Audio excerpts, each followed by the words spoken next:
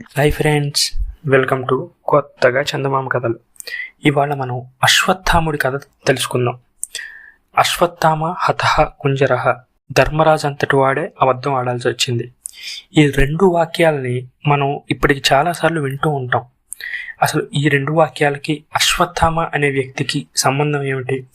మహాభారత యుద్ధంలో ఇతను ఎంత కీలకమైన పాత్ర పోషించాడు అనే విషయాలని మనం ఇవాళ తెలుసుకుందాం. అశ్వత్థాముడు కౌరవులకి పాండవులకి ఇద్దరికి యుద్ధ విద్యలు నేర్పించిన ద్రోణాచార్యుడి కొడుకు.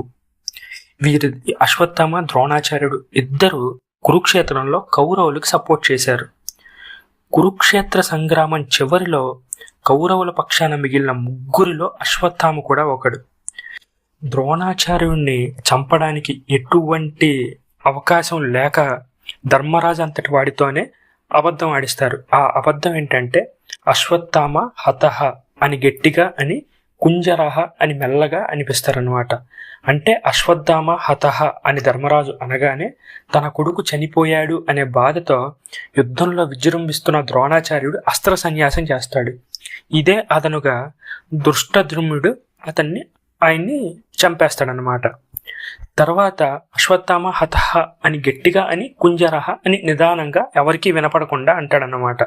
అంటే అశ్వత్థామ అనే పేరున్న ఏనుగు చనిపోయింది అని అర్థం వచ్చేలా అంటాడు. సో తన పేరు వాడి తన తండ్రిని చంపారు అన్నది అశ్వత్థామ మైండ్లో బాగా ఎక్కేసిందన్నమాట.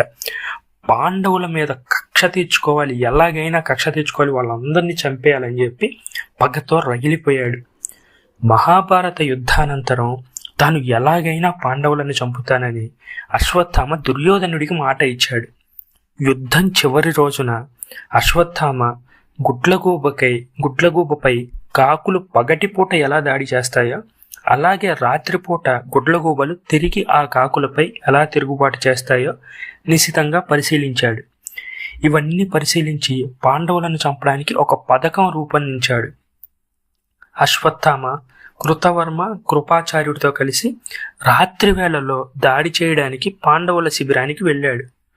కానీ అక్కడ శ్రీకృష్ణుడు ఏర్పాటు చేసిన రక్కసి వారందరినీ అడ్డగించింది. కానీ అప్పటికే కృష్ణుడు సాత్యకితో సహా పాండవులందరినీ గంగా నదీ తీరానికి తరలించాడు.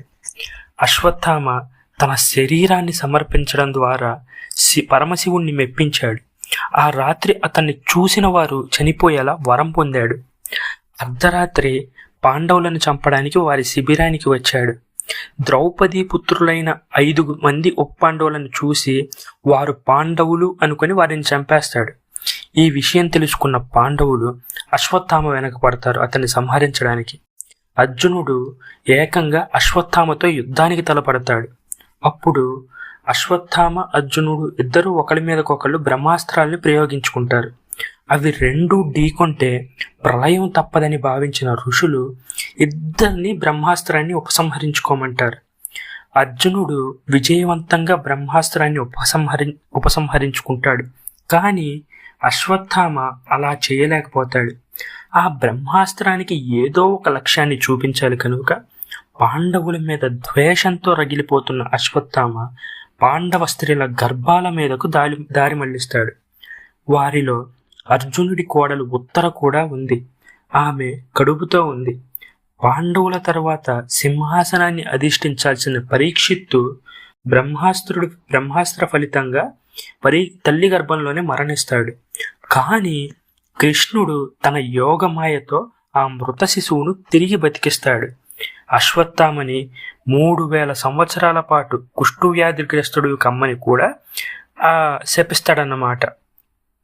కృష్ణుడి శాపం వల్ల ముఖం నుంచి చీము నెత్తురు కారుతున్న స్థితిలో మానని గాయాలతో అశ్వత్థామ ఇప్పటికీ బతికే ఉన్నాడని చెప్పి ప్రచారంలో ఉంది.